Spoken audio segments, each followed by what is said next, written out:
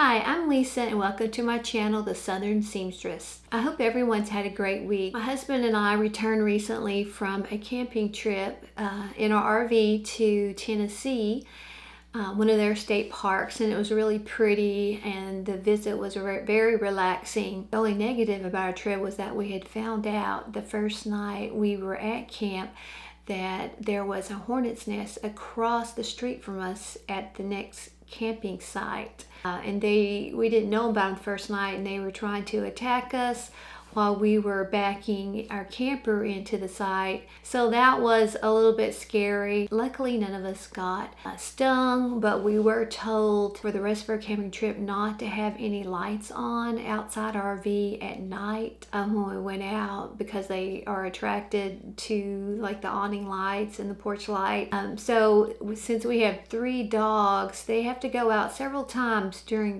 the nighttime hours.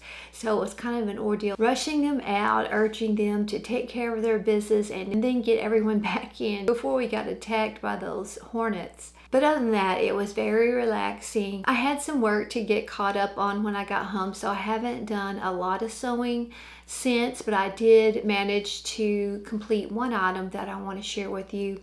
Also, while I was camping, I took my iPad and searched a lot of the online pattern companies to try to decide what fall patterns I wanted to buy to go with the fabrics that I'd already purchased. So I did make some decisions on that and have purchased some PDF ones, and I've got a couple of paper pattern ones, and show you which fabric I've matched up with each pattern. The pattern that I recently completed and want to share with you today is the Airelle sweater by Fibre Mood. This is the first Fibre Mood pattern that I've purchased and made.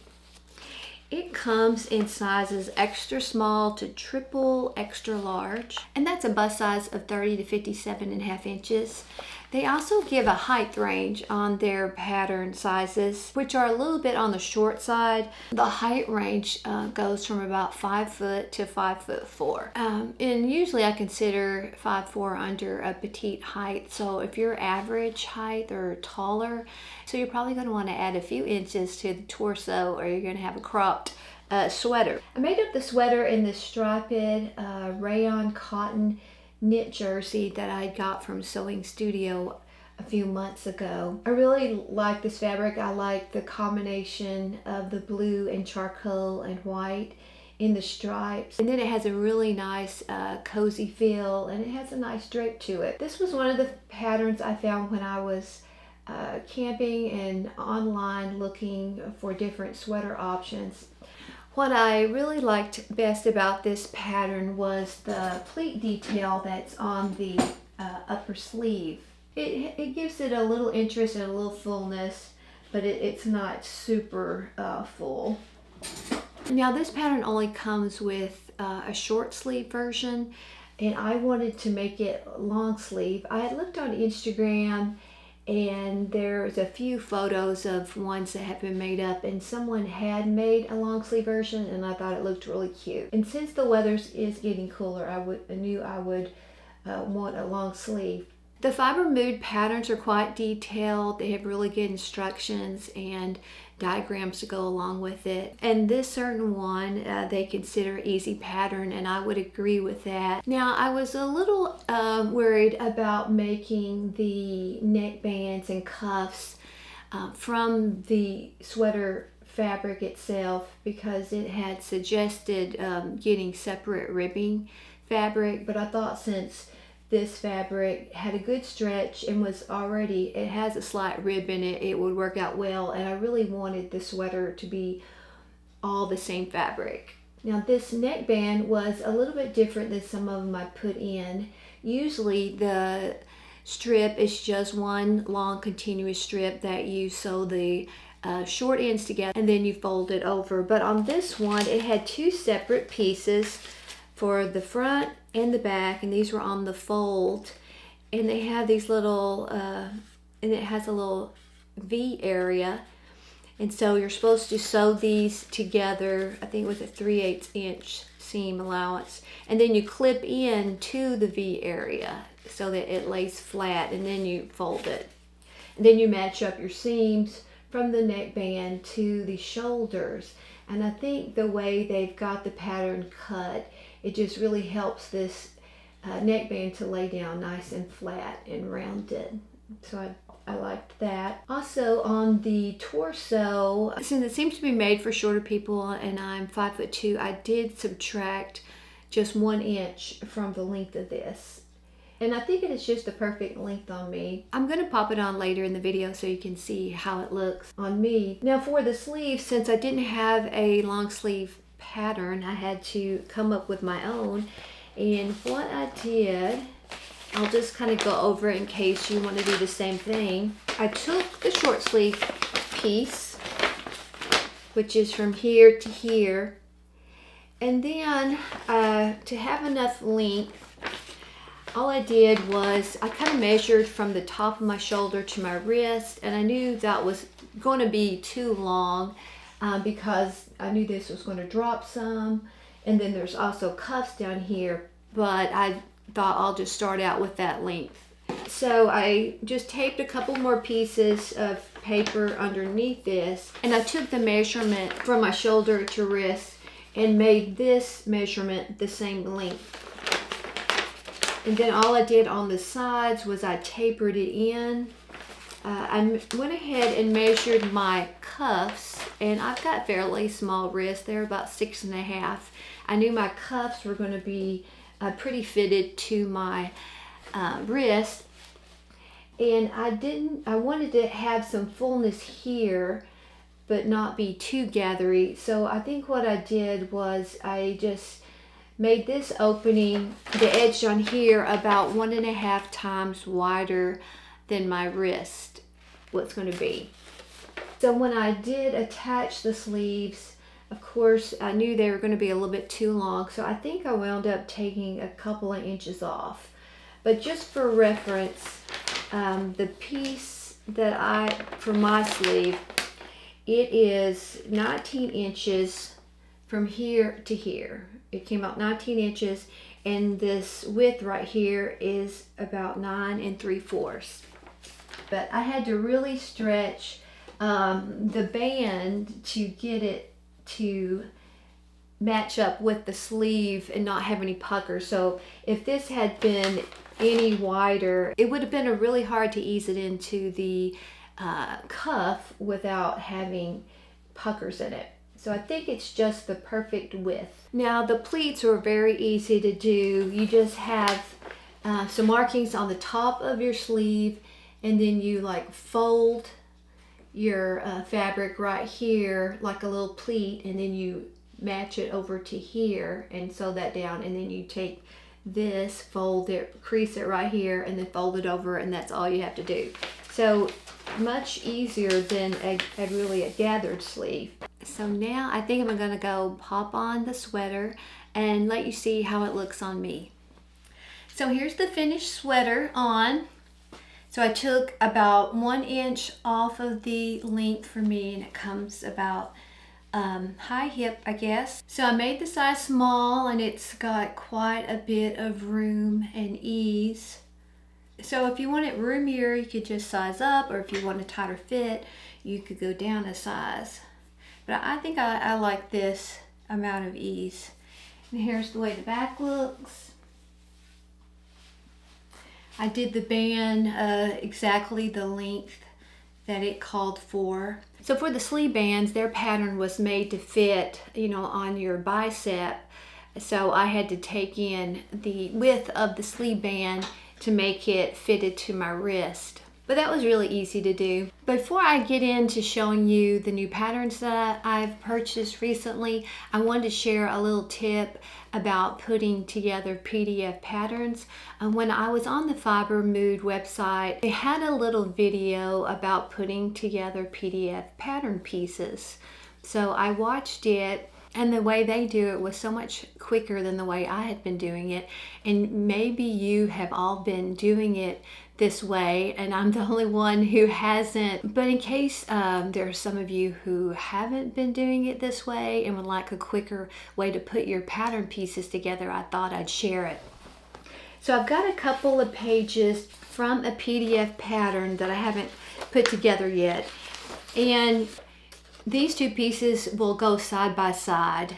And normally what I have always done on these lines, I would trim off one of the pieces, and then I would overlap that and tape it onto this one so that they met on the lines. And then on the bottom, when I got ready to put another piece, I would either cut this one off or cut the one that I was attaching and then tape it, and then I would go through and do them all like that. So what Fibre Mood says to do is just to cut your corners off and not like the whole sides. So when you do it diagonally and you cut it right up to the corner, say of this red line where the lines meet. So I'll do this, and I like it that you can do more than one page at a time. And I just try to get my triangle looking fairly even. So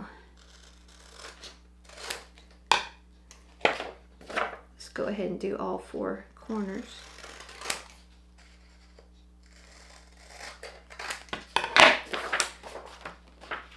So then I'll take page 1 and 2. Then you just match up the little corners at the top like this, and then your other lines going down will meet, and it will align up perfectly. So where you have your stitching lines right here, you know, part of that will be covered up, but it shouldn't be any problem to still cut it out. So I'll show you how that looks taped together.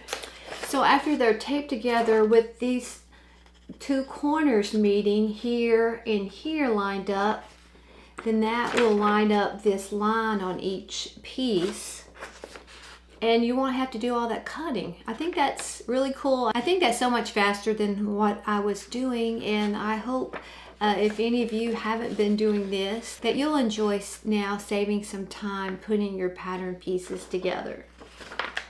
So first I'm going to share with you the new style art patterns that I purchased this week. Now on their website for the month of October, if you purchase any pattern, you get to pick one of their free patterns, and they have 2 options. And I'm going to be popping all this up on the screen, but you could either choose a sweatshirt pattern called their Simpson sweatshirt, which is this one, or their Sunny Knit pant, which is kind of like a yoga pant. Anyway, I decided to choose the Simpson sweatshirt. Anyway, I think it's really cute. It's got a seam off center here, and then you can add a pocket if you want it. It's got a curved hem, slightly lower in the back, with a little drawstring option. Now for this pattern, and I also bought another sweatshirt type pattern, I'm probably either going to use this sweatshirt fabric that I have with the little animals on it that I had shown you in a previous video, or this other sweatshirt fabric that's got is the floral print. I'm not sure which one, and I thought it would be cute to use like a solid ribbed fabric for the neck and the wristbands. So I've ordered a few colors of ribbing off of Etsy. Yesterday I think I ordered them, and I've ordered a couple different greens that I'm hoping might match these. I've also ordered a bright pink, so this might possibly either have green banding or bright pink, depending on which one looks better. And this one actually has the hot pink too, but I don't think I want it with this is like a deep wine background. I think I really want to use one of the greens, so I'm hoping one of them looks really good with this. So one of those 2 fabrics will probably become the Simpson sweatshirt. And once I make them, I'll go into more detail about the pattern itself. Another pattern that I purchased from Style Art that's also a sweatshirt type pattern is the yo-yo knit top. Whichever fabric that I just showed you that I don't make in the first sweatshirt, I'll make in this one. That will take care of those two sweatshirt fabrics. Then I also got the Preston knit sweater, and I'm thinking on that I am going to use this gray. It's got a little bit of stripe to it, but it's a merino wool knit. It's fairly thin, so I originally was going to make a cardigan, but I decided since it's so thin that it might not work up well. So I think I'm going to try the Preston knit sweater with this gray fabric. Another pattern that I got from them was the Logan Shacket. Now this seems to be a very popular pattern with YouTubers.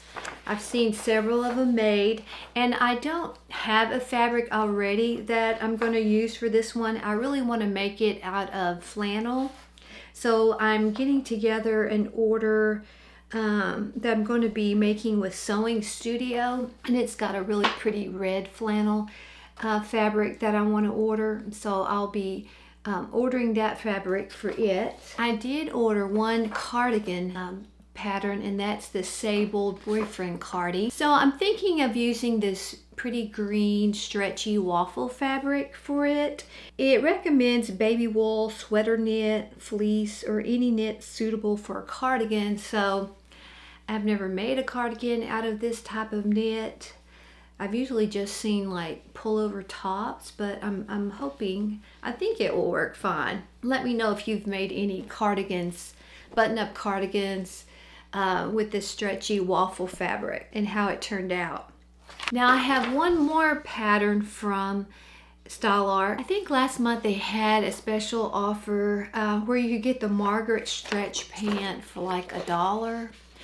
I guess I don't know if it was a monthly special or exactly what it was. And they didn't have many pant patterns. I decided to go ahead and get it. And it's supposed to be super easy. It doesn't have a real waistband or a zipper.